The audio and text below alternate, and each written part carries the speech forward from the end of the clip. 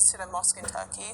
I thought the people were going to tell me I can't go in. I thought that they were going to, laugh at me. They were going to stare at me in a negative way. I expected the worst when I went into a mosque for the first time.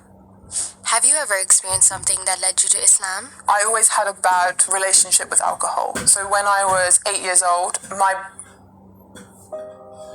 brother died from alcohol. And the reason why it affected me so much is because, obviously I was very close to him, he was my brother. But the reason why it affected me so much is because when he died, the doctor said that if he wasn't drunk, he wouldn't have died. He got drunk, he got in a fight. One punch, and he hit the floor, the brain hit the back of his head and he died. As soon as he hit the floor, he was dead. It was instant.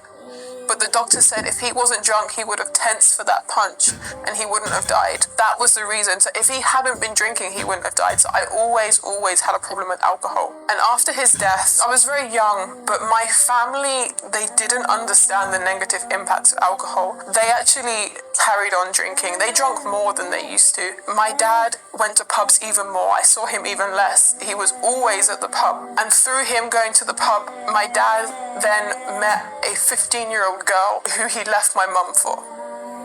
He ran away with a 15-year-old girl and he left his entire family behind because of alcohol. And this is something that I always advocated for when I grew up.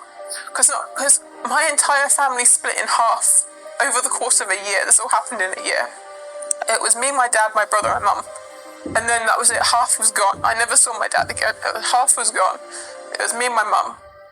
And I think what happened after this incident is I grew up hating alcohol. I hated parties. I couldn't attend parties. I felt really bad. But as I started getting older, probably around 20, I started thinking, maybe it's not so bad. I never turned into a party freak. I never went through that. For me, it was about networking. Everyone said, if you go to these clubs, you'll meet the right people, you'll get in the right circles, you'll network. So I started doing it for that reason. There was one time when I was in LA, I went to a nightclub and somebody spiked my drink.